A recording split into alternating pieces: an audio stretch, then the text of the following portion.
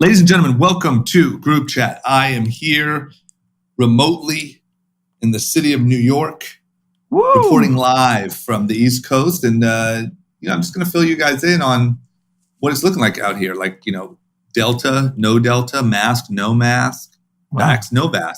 I have a good rundown. I'm excited to hear the full breakdown of the Big Apple. Yeah, I'll check in. I'll give you guys the rundown. I'll let you know how it looks out here. All that stuff. And then we're going to talk about the Olympics a little bit, specifically Simone Biles. Okay. And then I'm going to run and you guys have a bunch of other topics to talk about. Sound good? Very, very exciting discussion. Yes. Fiery discussion. I want you, as a listener, I want you guys to, in your mind, have your opinion ready on the Simone Biles situation, because obviously we all have opinions here, and see if you agree or disagree with us. Let's get into it. Cash. Ladies and gentlemen, Group Chat. Cash. It's $1 trillion. Hot. Hey guys. Hey, drama. New York drama in the building. Dee, how you liking my chair? It's great. I like this angle on the camera better. Yeah, it's a little nice. It's a good angle on the camera. You feel a little bit more like, you're steering the ship. So you're in New York. You took a flight. I saw you post on Instagram, traveling. Yep. Oh, yeah. Was the airport any different? Like, was there any more fear, or was it just ruckus?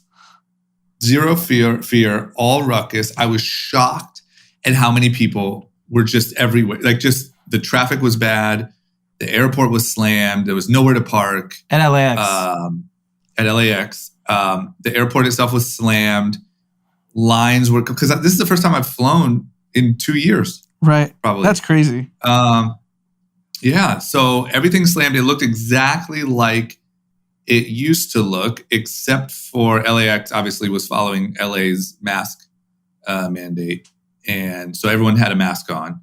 But yeah, it was completely slammed. And were restaurants open in the terminal?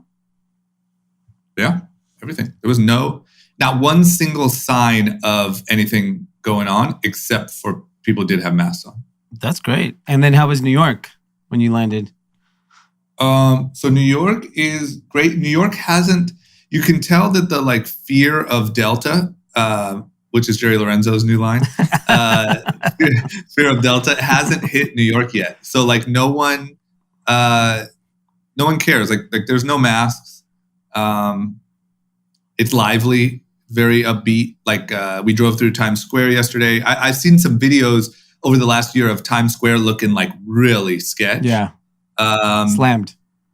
And you know what? We drove past and I wasn't paying attention and it was too late. We drove past the Margaritaville. Oh, no way. I was so bummed. We were in an Uber with a bunch of people and so I couldn't turn around, but I was so bummed that I missed it because it would have been great content for the page. But yeah, we drove past it. It's monstrous. It's this huge, multi-story glass, whatever the price was, I forget, 250 million or whatever it was. It is absolutely that. It is, and there was people in there. It was jam packed. Oh yeah, I'm sure it's booming there. It's a great establishment, great location. Yeah. So the only remnants of anything COVID is probably that there is some if you had a favorite coffee shop or deli or something like that, they might still be closed or out of business, under new ownership, stuff like that. But everything. I'm not doing this, but if you wanted to have a full, completely packed dinner and then hit up the fully packed club afterwards, you definitely could, and no one. Why aren't you doing it? If there's no Delta in New York, why not? Well, I'm a little sketched because I think as we all know, I think Delta is here. I think they just don't know it. Well, you know what I mean? If it's there, I don't know how many people from your team came. But you guys are all. Well, tonight's the night. Tonight's the risky night because tonight we have a launch event for a collaboration that we're doing with We're Not Really Strangers in Valentino, and it is a relatively. It's at their store in Soho. Okay. I don't think it's jam packed, but that's where the dice roll happens. But I'm a little I'm sketched about So it's indoor in the store. Cocktail party? Cocktails, hors d'oeuvres, particles. Yeah. So many particles. Crab so many cakes. particles. Some crab cakes. Congratulations. There's going to be a lot of like animated. Oh my We gosh. finally... Yeah. This is amazing. And these are people I assume you've never really met in real life because you guys have been working. No. Yeah. We got a lot of particle catching up. And you guys are very like emotionally connected brand. Yeah, so a lot of hugs. A lot of hugs. A lot of kissing. You just kiss every single person on the lips. Yeah, might as well. Might as well. And also it's like people from all over the world, like people are flying in from other countries. So we might get some new variants. I don't know, but it's... Wait, how are people flying in from other countries? If you're not a U.S. citizen or a green card holder, you can't even get in the U.S. Yeah, but they might have employees in different countries that are Americans. Yeah, maybe that. Yeah. There's people coming from Italy. Like Ian Rogers. Yeah. He's back and forth. Yeah, there's people come from Italy. I mean, yeah, probably on some work stuff. I don't know, but they're definitely coming, and but other than that, like, look, I'm not trying to like, hit up One Oak and like really roll the dice. Tonight is my test of vaccine strength, and but I will say too, like everyone here is also like, there's certain people that are supposed to wear masks, like Uber drivers, stuff like that. But even them, like they all just say, "Hey, I'm double vaxxed. Do you mind if I take my mask off?" Hey, I'm double vaxxed, blah, blah, blah. Or like, Kareen will have someone come to like, help with her makeup or whatever. And they'll say, hey, I'm double vaxxed. Do you mind if I, like everyone really just. A lot of do you mind if. Yeah, dude. A lot of double vaxxed and do you mind Hey, if. do you mind? I'm not vaccinated and I just went to a club last night. Do you mind if I not wear a mask? Yeah. I'm fresh back from India. I got the freshest strain of Delta. And I just feel like. And I got Johnson & Johnson. And they just don't know. You can just sense that probably they just don't know yet. Oh my God, that's amazing. So if you're a New York State official where Delta is not rampant yet, 40% of the cases are coming from Florida, Texas, and Missouri. Why would you not just do like a little check on those flights inbound into New York? And do what? Have them get tested? Do a rapid test. Yeah. On every person from those 40% of the country's cases this my week. body, my test. Yeah, my flight, my But New York choice. had some of the most draconian restrictions and lockdowns before everyone. This seems like a really simple fix if you're New York, where Delta's not rampant, that you could probably very basic measures to prevent it from becoming another hotbed. Yeah, I mean, I think like we probably just need to get to a place where we're just testing way, way more. If we feel like there's going to be a huge percent of the population that's not going to get vaccinated, then testing might be the only other solution. The problem is okay, how do you economically support, a flight from Florida comes in 200 people, 130 test positive. What do you do with them? Yeah, my view is basically there's a view that if you require everyone to get vaccinated, it's discriminatory. Yeah. Okay? But my view is you either get vaccinated and walk right through the airport, or if you're not, you have to get tested. Yeah. How is that discriminatory? It's just logistically hard to execute. You're talking. It's logistics, yeah. It's so many people. How many flights are flying in? JetBlue, Fort Lauderdale, Yeah, I mean, JFK. Delta's going to be everywhere in New York. That 2.5 hour Florida New York flight from Miami. Yeah, all those people that went Rolling Loud. Yeah. How many kids from New York went to Miami and now they're back home with their parents? Yeah, rolling COVID. Like last night we went to dinner and I found myself stereotyping and trying to find young people that might have been at Rolling Loud.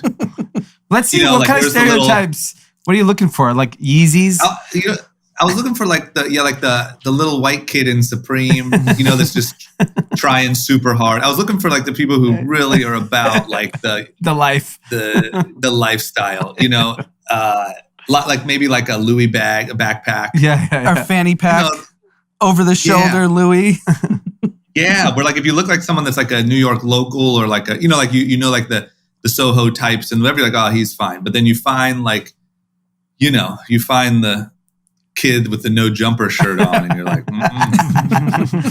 not you, buddy. Was the restaurant crowded? Yeah, we went to Carbone. Nice. Slammed. Yeah, and that place is always crowded.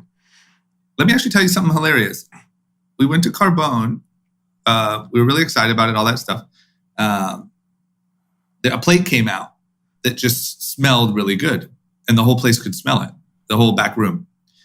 And everyone, we were kind of looking around, and someone asked, hey, what is that dish? That smells incredible. And the people at the table next to us said, yeah, she hasn't even got her sense of smell back yet, and she could smell it. What was the dish? It was it was like a calamari or something, but literally our whole table just instantly turned around and was like, great. Yeah. Like, let's just announce our COVID symptoms. Yeah. Amongst, how big's your group? Oh, 4. It was 4 people last night. And what's the COVID temperature, meaning fear factor amongst the group? Mild, very mild. I would say 2 couldn't care less in any world, and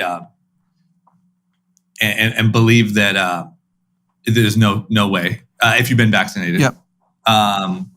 And then Karina and I are a little on edge. So it was. But I mean, honestly, that is the right way for a young person who's vaccinated that doesn't have kids that are unvaccinated. That is the right way to live. Yeah, I agree. I think that I agree. Because look, I mean, I think all of the reports say it's pretty mild. So it's like, if you're I think the thought is like, I'm young, I don't have kids. Am I going to really put everything on hold or live in fear to not get this like head cold? Right. Which I get it. I respect it. I wish I was that ballsy, but I'm not. Yeah. Well, I mean, it sounds like the government's finally getting a little scared of the big Delta. Yeah, because what's happening? So I saw that California, and it looked like New York too, is sort of cracking down on state workers. Like, you have to be vaccinated or test every day. Yeah, I think, Biden just announced. Is that what you're talking to, or is there other stuff? There's 2 things. CDC is now, had kind of said vaccinated people don't need to wear masks indoor a month ago. And now they just announced today saying vaccinated people should also be wearing masks indoor until we understand, what's going on with Delta. Yeah. Which, I mean, I think what's funny is, go ahead. My question is are masks more controversial or vaccines more controversial? I would assume vaccines are. Vaccines by a lot. Yeah. Yeah, vaccines are more, but definitely masks are an issue. I mean, everyone has an issue with something here.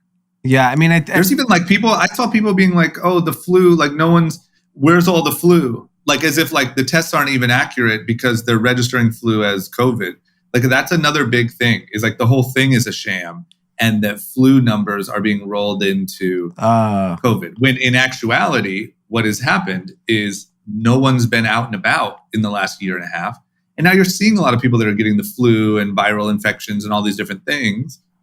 But like, there's this like, oh, I know what's going on here. Yeah. The flu magically disappeared. Speaking of the flu, you had a very tragic story that you heard and you wanted to share with us. Yeah, but that's not the flu. So here's a story. I know, another story. Here's another story I heard that blew my mind, and it gave me a little bit of a window on like what is happening out there in the world that we just don't see because they're not like celebrities or stuff like that. Someone that I know, his grandma's sister and her husband, so a couple, live with their granddaughter, right? So this is all that matters. Elderly couple lives with their granddaughter. The granddaughter is an anti-vaxxer. The granddaughter made such a stand about vaccines that she said, not only am I not getting vaccinated, but if you two get vaccinated, I'm moving out. You'll never see me again. You can't be a part of this. So the grandma and grandpa love their little granddaughter, and they said, okay, fine. We don't want to upset her. The granddaughter went out, living her life, partying with her friends, got COVID, brought it home to the grandma and grandpa. The grandma and grandpa both passed away from COVID. She should be in jail. Yeah, she's a murderer. That is insanity to me. And that to me, look, I don't think that story is like super common, but like that is happening. Yeah. We kind of joke about like anti-vax and blah, blah, blah. but like that is happening. And you just don't hear about it, right? Because, like I said, they're not famous or like whatever. So whatever, it's just, man, it blows my mind. That is so insane. And all because this young woman was taking a stand against anti-vax, which she probably saw on Tucker Carlson or TikTok. Yeah, and I think the challenge now is every day that goes by, the vaccination conversation is getting more and more and more polarizing. It's not getting easier to have that conversation because everyone has such a big pride. Everyone has big egos. Everyone's doubling down, tripling down. I mean, even on our side, right? We're doubling and tripling down on we should get vaccinated. Vice versa, everyone who doesn't believe in vaccinations is doubling and tripling down on that. So what we should do realistically is being like, okay, August 30th is the last day to get vaccinated and that's it. It's over. And just ship the vaccines out? Yeah, and then it's over. Like, Because if you got vaccinated, cool. And if you want the booster, you get it. There's no point. Like all this like drama that's happening daily. Like there's a Huntington Beach restaurant that posted on their sign, absolutely no vaccinated. We only allow unvaccinated people with no masks. My best friend sent me that today. He was like, yeah, that went viral. So I guess that restaurant is going to be slammed. Of course. But the real right policy, because we know we're going to like limp towards 60% vaccination. I think we'll get there by the fall. I don't think we get much higher. Yeah. And private businesses should be mandated by the state. If you want to show a proof of a negative test within 48 hours or a vaccine card that is in your Apple Wallet so we know it's real. Yeah. So it's not just a picture of some damn card that people can fake. So I think I'll tell you the big... Go ahead. One big thing that like it's the nail in the coffin for the anti-vaxxers is no one is explaining that you can still get COVID with being vaccinated. And so what gives them every bullet in their chamber that they could ever want is, well, you got vaccinated and you still got it. So what's the point of even getting it? Like that's the big thing. Like there was a pro golfer, John Rahm, who I'm a big golf guy. I don't know if you guys John Rahm was just pulled out of a competition like a month ago. Because he was in the lead, I believe, or doing really well because he got COVID. He got pulled out of that competition about a month ago. He then got vaccinated in the in-between time. And then he just got pulled out of a competition this week because he got it again. And look, sucks. And I'm sure if we checked in, his symptoms are probably mild. But those type of stories are like, okay, well, that seals it. I will never get vaccinated. Yeah, because I think the people that are not vaccinated aren't too concerned about the hospitalization of unvaccinated people are all the hospitalizations, currently that are taking up these spaces. And I think what's going to happen. So here's the way here's the way I would handle it. I think where it actually starts is actually at the insurance company level. So imagine if insurance companies start saying, if you're unvaccinated, we can't insure you. So if that happens, because they know the liability of an unvaccinated person getting hospitalized is going to be so expensive, as an insurance company, why would you take that risk? So that's one piece. The second piece, COVID testing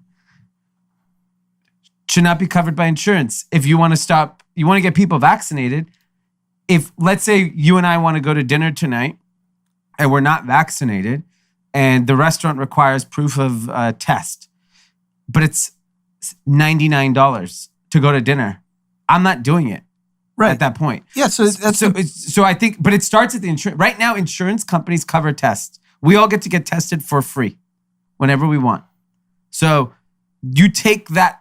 That's why I actually think the insurance companies have the most power here. But I just don't know if the government is mandating the insurance companies to cover COVID. So it needs to be in lockstep. Insurance companies, the last thing they want to do is cover anything. Exactly. So why would you want to cover an unvaccinated person?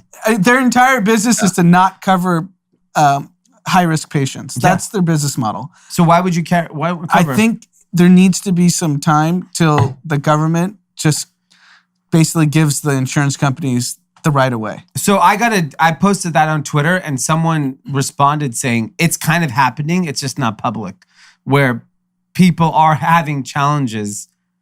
If they're unvaccinated, they have underlying conditions. They're fighting with insurance companies now. Great. I love it. But we need the businesses to require negative test or proof of vaccine. So Biden just said there is conversation about mandating vaccines for all federal workers. They're the biggest employer in the country. Yep. So that's a big first step. It will all matter. Look, businesses will do it if it hurts, as long as it doesn't hurt their business. They will do it. So the moment it starts hurting their business where, oh my God, I can't keep my staff, working, or I can't make money, they're going to mandate it. I don't think we've reached that point yet. And that's why they haven't mandated it. And so it'll happen when Amazon warehouse workers can't find a place. And then they'll be like, all right, I gotta pause it. You know where I think we really messed up? I was thinking about it the other day is we handed out so much money and we didn't ask for anything in return. And I feel like we blew it on that. Yeah, the last stimmy should have had bells and whistles attached to it. Yeah. How easy would that be? Yeah, you just say, here's your stimmy, proof of vaccination. You double the rates. Oh, easily. Because it happened. Like, I feel like we blew it. We gave up all we had to offer. Like, we gave up cash, which is, as we all know, the most appetizing thing. And we didn't ask for anything. And you could have asked for that. And that would have been so much better for the economy and for everything. It would have been such better, like, money well spent. Yeah. I just feel like we blew it on that so one big time. What we've been told is in the influencer community in LA, anti-vax is hot. It's like so Really? cool to be anti-vax. And Like, who are we talking about? Like YouTubers, TikTokers, all of them. So we heard of a case of a fairly prominent YouTuber and TikToker, perfect shape, in his 20s, almost borderline had to go to the hospital, unvaxxed. And But he was probably like a martyr. and They're like, yeah, Rosa Parks. and stay strong. now that person is now like dying for the vaccine. So we need influencers to basically all go to the ICU. When your favorite TikToker's in the ICU, maybe other kids are like, fuck, look what happened to so-and-so. I got to get my vaccine. No, they're just going to say that That's what's person's so weird. weak. That's what's so weird about it's the same thing as like Tucker Carlson, where even if you are like anti, and then you turn personally, you're like, oh, this is stupid. Those people don't go announce that they changed their mind and why. They try to like covertly go do it. Yeah, because you are part of a movement. Everything in this country, you're either one side or another, and you can't change your mind. You have to pick a side. You know what else it is too? What else it is? I think you're 100% right, and I also think that you have to like. It's very, very not cool to not have a side, like to not be taking a stand. Yeah. You have to take a stance on everything. Yeah, like if someone's like, "Oh, you anti-vax, you anti-this," and you're like, "Nah, not really any of them." They're like, "What?" Yeah. Everyone. What kind of a monster are you? Yeah, like when you go to have a conversation with someone, you go down the route and you're just fighting. You got it. You have to. It's just everything is a fight. It's. You got to come to the dinner table with your. Here's my positions. Yeah, it's like, here are my 2 points of views and go after it. Because the problem is that when it comes to vaccination, when it comes to politics, when it comes to anything in this country right now, we're so divided on every single topic. Vaccination is just one of 500 things we all can't agree on. And it doesn't matter that it's for the greater good. It doesn't matter it's for health, or it just doesn't matter. You just have to pick a side and you fight. So the one positive news we can kind of lead into the next topic is that in the UK, where Delta is probably 4 weeks ahead of the US in terms of how quickly it's spread, they're actually seeing cases fall. Got it. So Okay, well that's great news. So the optimistic view is that if we're call it now 3 weeks behind, because I think this news came out earlier in the week, we should, in theory, see cases fall. And I think the rationale is because it's 2.5 times as contagious and vaccines do work, that it just ravages through the unvaccinated so quickly that they develop antibodies and then they stop getting it. Yeah, I mean, look, I'm still very optimistic despite all these vaccination fighting. Like, we're going to be in a pretty good space in a few weeks, because the UK is an incredible example because the fact that it is dropping. And I also think like, I know so many people that got it in the last 7 to 10 days.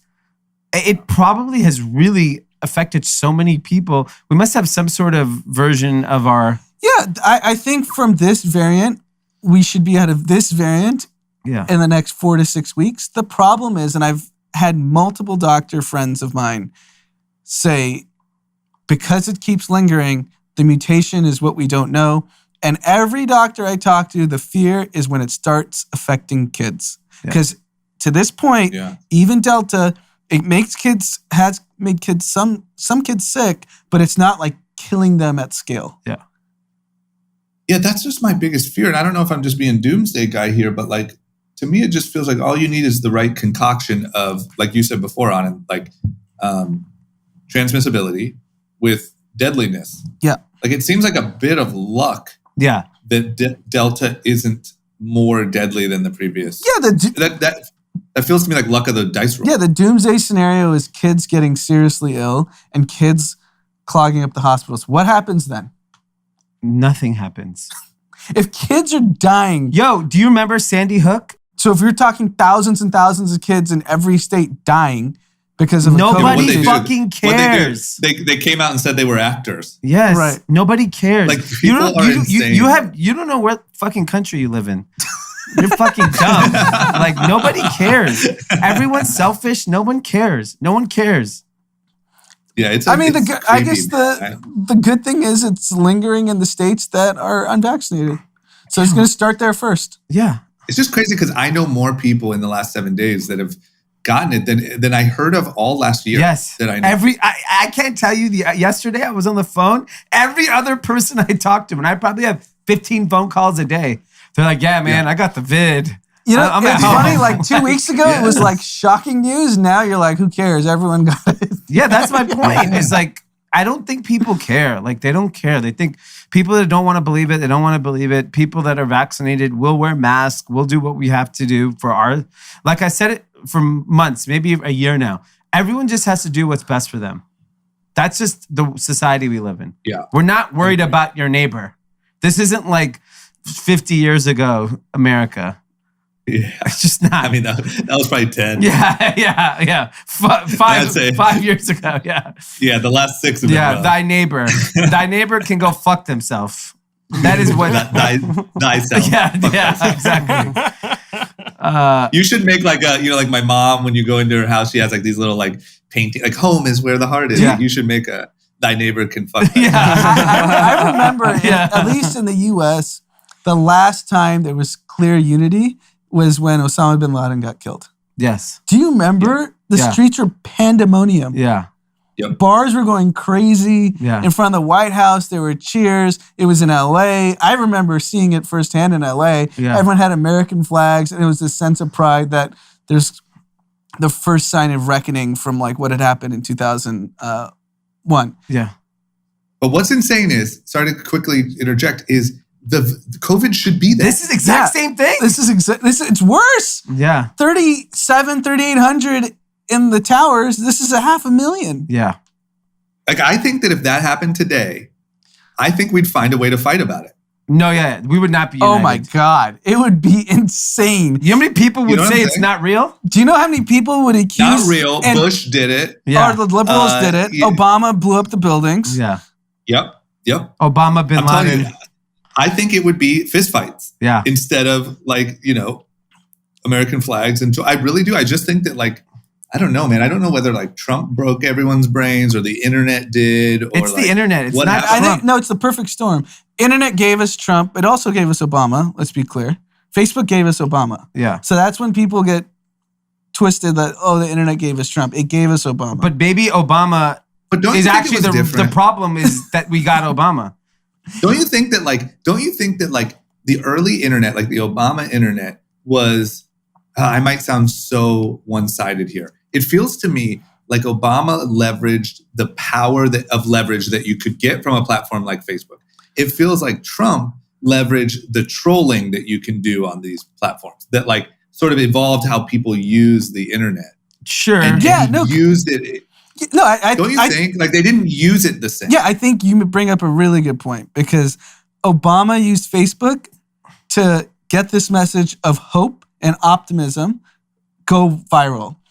Trump used it for negativity. For fear. Your life sucks. Let's go get rid of the minorities and the Muslims and get rid of everyone. Yeah.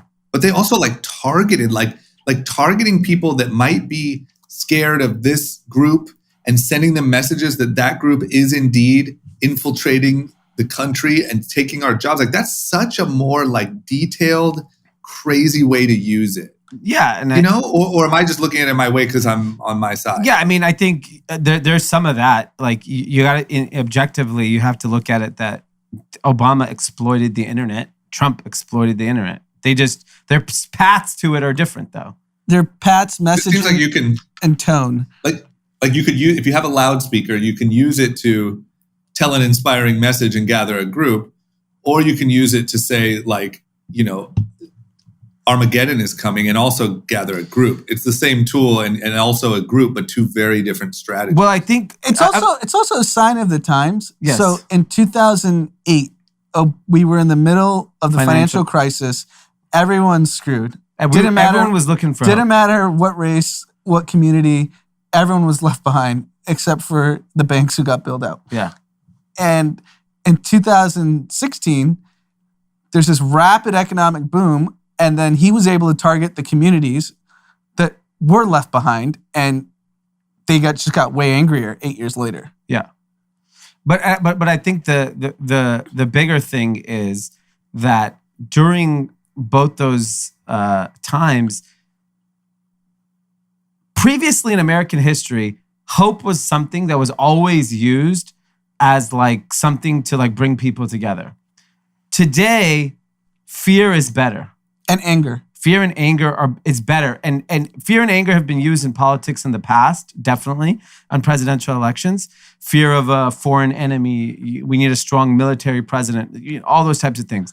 The thing is like, it's really the internet. You can't blame Donald Trump. It's just the power of the technology and the way he's a symptom, not a cause. Yeah, that's the whole thing. And I think the we are just now, the beast has been let loose. It's over. Because if you the reason why I bring up the reason why I think it's over. I think you're right on that. Yeah. Just to the start of the point, I do think if the same moment happened that Anna was just talking about, we would be fist fighting over it. Like not us, people.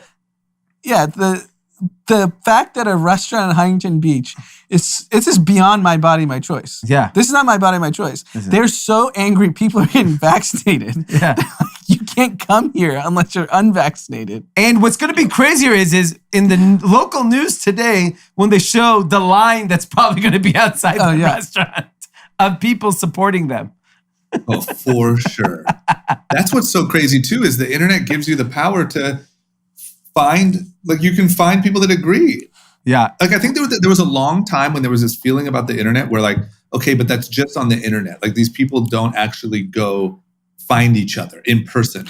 And then obviously like, the Capitol riot, we're long past that, right? But I think that now you can find other idiots and then you can all go march around together or go eat, a cheeseburger with fellow idiots that also, you know what I mean? It's so crazy. because what I was talking to my mom about today was like, no matter what you believe in any topic, there are people on the internet that agree with you. Of course. For anything. No matter what. Anything. I'll give you an example. I want to move on to the next topic. I know you're short on time. So Simone Biles, who's the Olympic gymnast, who considered the greatest gymnast in American history. They had the team competition last night in Tokyo. She withdrew from one of the events. And, she's saying because of mental health issues, she withdrew. And Russia, which isn't even a country, it's the Russian Olympic Committee, ended up winning the gold medal, which for the women's gymnastic team, I think is unacceptable because they went into it as the favorite. Simone Biles has she wears a pair of slides that say GOAT on it. And it's on the back of her leotard. Yeah. So she's proclaiming herself the greatest of all time. And so this happens. And let's the more detail is in the middle of the competition. It was during the middle of the competition. Middle of the team She U.S. like women's. walked out. Correct. Yes. Like, can you see her on video like walking away? Yeah, she's like hugging her teammates and then she leaves. She leaves. And then just so I'm clear, then she did that and then another country went on to win. Correct. Russia. The Russian Olympic Committee. Not even a real country because they're disbanded from the Olympics. Got it. Okay. And so I did not want to look at Twitter. I wanted to come up with my own opinion. So this is my own opinion after I saw this headline this morning. My opinion was, and I'm okay with people disagreeing with me on it, was, I'm sorry, you're an athlete. You get paid a lot of money. I know the Olympics are free, but she is probably the most decorated Olympic athlete for this Olympics. You're the GOAT. You're getting paid millions of dollars this year. It's unacceptable. Like, to use that as your crutch. You're allowed to go have a bad day and not win. I'm okay with that. Like, if you go see it through and you lost, and you could say, I wasn't feeling it today, all good. To walk out, I know that people, because then I went on Twitter. Holy shit. So here's the problem with Twitter, because if you are an athlete of that level, doesn't matter if you're a woman or man, you finish the competition. Yeah. And then you can say in the press conference, I wasn't feeling it. I wasn't feeling it. My mind wasn't there. Like, walking out in the middle of a competition it also teaches, think about the kids who are like, it's okay to fail. Yes. That's what kids don't get. Like, I've played sports my whole life. I had plenty of games where I sucked and lost. Yes. In life, you lose. You lose a lot in life. And I think and especially because like we're in this sports era where there's this very, every reference is to Kobe Bryant. The guy tore his ACL. Achilles. Shot a free throw. 2 free throws. Won the game, I think. No, just walked out. Walked out, right. Yeah, because he couldn't move. But he still walked out on his own, walked out alone also. Walked out alone. Without help. Exactly. And I think it's a very delicate situation because I know everyone's talking about mental health these days. And I think if you're a young person, you're going through life and you're dealing with mental health issues, you need to address it. But if you want to be like, oh, we're talking about capitalism, I'm sorry. Imagine if I went to my staff, hey guys, I'm fucking depressed. No one's getting payroll this week. Because I don't have the energy to figure out how to fucking make payroll this week. Yeah, I think here's where we're at. How does that work? Here's where we're at, because I think the argument was made, I don't know if it was directly her quotes, like she was so mentally out of it that she was risking injury. So now in the middle of a competition, mental health is like, my ankle's just killing me. Yeah. I gotta walk out. Yeah. If we get to that point, no sports competition's ever gonna finish. No. Because you know what Chris Paul was probably going through in Game 7? Yes. When Giannis was torching them? By the way, I think Giannis is injured the whole time too. Yeah. No, I'm just saying mentally. No, think about it. Can you imagine? If you're Chris Paul and you're like, Giannis won't miss, I'm out. Yeah. These guys, it's, and I get it, because like I saw both sides of it. Oh, here's where I don't like the far left brigade. Yeah, she's not a hero for this. Yeah, if you want to think it's okay, she can walk out. That is one belief, but praising her as a hero, hero is not the word I would use. You could say, I understand. I accept it. Yes. And I'm okay. Here's my concern. Yeah. Which I hope this isn't controversial, but I'm sure in some circles it is I fear, like, part of what makes somebody so great is that they show you that a human being can withstand all of that pressure, all that physical whatever, all of that whatever, and it can be done. And that is what inspires the little girl who's doing gymnastics at her high school to keep going, even though she doesn't feel quite right. And that is how human beings achieve more than they ever thought that they could. That concerns me. Number one is that if the new thing becomes that, no, just walk out. Fuck it. Yeah, you don't feel good today? Sail it in. Yeah, and that's sort of why we have these like heroes. And then my other concern is, look, the whole world is not on our page. Someone else is just going to win. Yes. And that's what happened. That was my biggest point takeaway. Sorry, go ahead. Well, no, that's just what scares me. Yeah. Is not everyone is gonna, like, the whole world isn't gonna be like, oh, you're right. We all agree that this is heroic. Someone else is just gonna win, and there's always gonna be games, and there's always gonna be winners. Yeah, and my fear is I don't know, you take yourself out of that. And I think this goes back to like and I'm gonna take this completely over exaggerating it. When you think about like world dominance, America has always been dominant in fucking everything. And now for the first time, we're not. We're vulnerable, right? And as we get emotionally in touch with ourselves, China, Russia, everyone else, unfortunately, if you want to be great, it fucking sucks. It sucks a big, fat load of balls to be great. It just does. It's so hard to be great. If you talk to the greatest people on earth who've done the greatest fucking things, they are mentally distressed. They just are. I know I'm trying to be great as an entrepreneur. It's fucking hard. It is so hard. There's every single day I want to give up, but I don't, because that's not what it takes to be great. And I think we are now like Naomi Osaka, she dropped out. She then lost in the Olympics. She's one of the best tennis players in the world. I don't think she's happy with herself. Yeah. She wants to win. She's a winner. And I think it's the lesson that's being like learned, that it's okay to walk out and you'll be celebrated. Well, look at this. And let's take American sports right now. The best basketball player in the world, he's Greek from Nigeria. The best baseball player in the world is Japanese. Yep. Wait till the Chinese Tom Brady comes. That's going to blow you're fucking people's minds. You're really big on the Chinese Tom Brady. He's getting created in the lab. Yes. You know the other side of the Wuhan lab? When there's a kid that comes out to NFL calling the plays in Chinese, and every fucking lineman needs to know the play and the receiver needs to learn Chinese, and he starts throwing bombs, we're going to be like, damn, we lost everything. And to your point, it's just countries play it by different rules, and there's going to be winners and losers. Like there's an area in China where everyone is like well over 6'5". They like breed these parents of similar heights to have offspring that are going to be very tall and big and strong and compete in athletics. Like that's a known thing that happens in China. Yeah. And I'll also say that. Well, go ahead, Tim. Tim's got to be riled up. A little bit. Is your argument that nobody in China will ever suffer from anxiety and depression to the extent that people in America will? They don't fucking care. China will win at all costs. We're talking about global powers, right? They have realized it matters. Like Putin knows how important it is for Russia to beat the United States for country morale.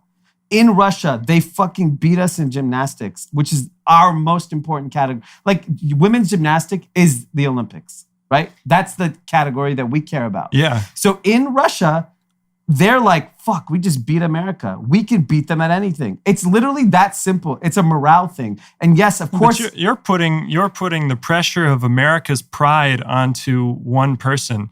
Imagine being that person. Imagine being Simone Biles. But you chose to be a world-class athlete. You chose to be Simone Biles. You chose to she worked to become that good.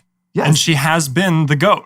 Yeah. But I think there comes a point where that weighs on your mental health. And it's hard to look at someone who's in a circumstance that you have absolutely no reconciliation of how it feels to be in that position and say, she just didn't try hard enough. I didn't say she didn't work try hard enough. No, I don't even care that if she lost. It's how you lose too matters. Like you finished the competition. I don't care that she lost. I actually don't care that she came in second. Yeah, well, I think this is the do you know how many times the barbaric way that this do you know generation looks at mental health? No, is but that do you know how many times? Hold on, it. Tim. This is athletics. This isn't like we're talking about this isn't life and like going through life. This is athletics. Yeah.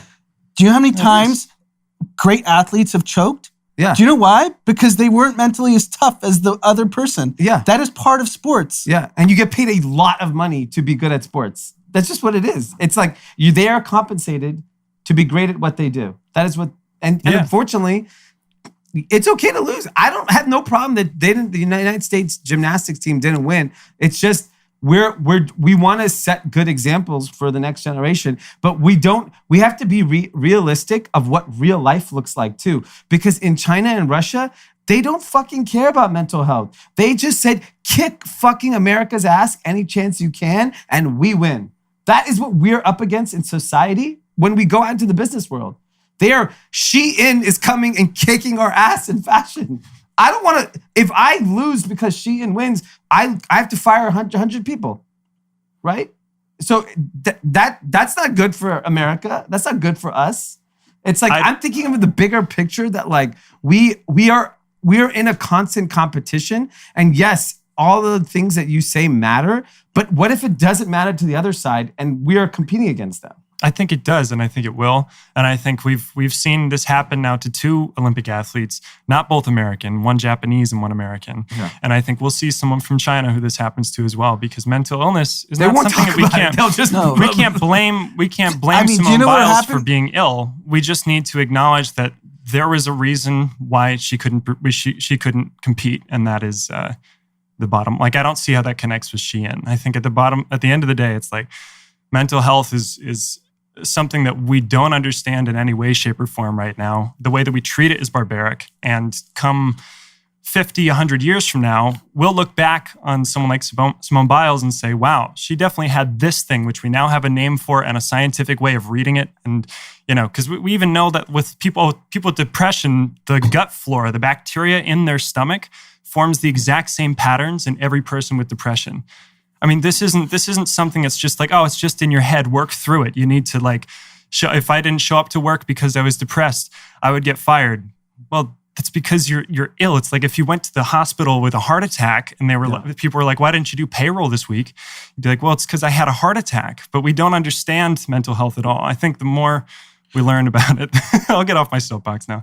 Yeah, I understand what you're saying. Look, at the end of the day, this is my thing. At the end of the day, I think that my point, because I am actually very empathetic to that topic, but I still think at the end of the day, there's going to be someone who doesn't care and who wins. Yeah, and that's just going to happen. And I think that at the end of the day, I think that person would be considered mentally healthy.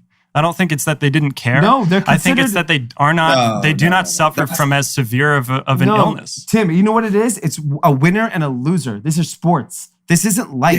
It's winning like and losing. It's health. It's literal health. I know, but that's not how society will judge it. It's like looking at someone with a broken leg and saying, "Man, you're not trying as hard as this guy with a fixed leg." This guy who didn't break his leg. I mean, that literally happens. There are countless stories of athletes with injuries. I mean, Brady played on a torn MCL in the Super Bowl. Yeah, and he won. The point is, at the end of the day, someone wins. That's the point. At the end of the day, when it comes to economy, when it comes to sports, when it comes to anything that there's a winner and loser, at the end of the day, somebody wins. And there's never a time when it's like, oh, you know what? We're just going to go ahead and postpone the entire competition because no one's quite feeling up to it today. Yeah, and my whole point is I just think that some of the greatest things that sports have given to the world is they show you models of people that persevere and win. And they are that condensed into an hour-long thing or whatever the sport is. And I just think that there's also a lot of kids going to school in a month that don't feel like it. And they're anxious and they're nervous. And the best thing that they can do is go. And face the fear and grow a little bit as a person. And I just worry that there is an incredible human message in overcoming fear and adversity and what you learn about yourself in that. And if instead the bigger message is, no, just stay home, you hurt a part of growing as a human being. Yes. That's my deep version. I would challenge you to broaden your perspective of that even more and say, this is an opportunity for us to yet again be encouraged to discover more about mental health and as a human species become better because we've found more compassion and more we've found just a different angle on mental health. This is the Olympics. Okay, so I'm talking about the lens of sports. The lens of sports, part of being great is staying healthy, whether that's mentally healthy or physically healthy. LeBron James has been effectively impenetrable for 19 years, which is why he's going to go down as the first or second best basketball player of all time. He was mentally strong. He was physically strong. There are other players. Anthony Hardaway, Grant Hill, suffered career-ending injuries. They had all the potential to be some of the greatest athletes of all time, and it didn't happen.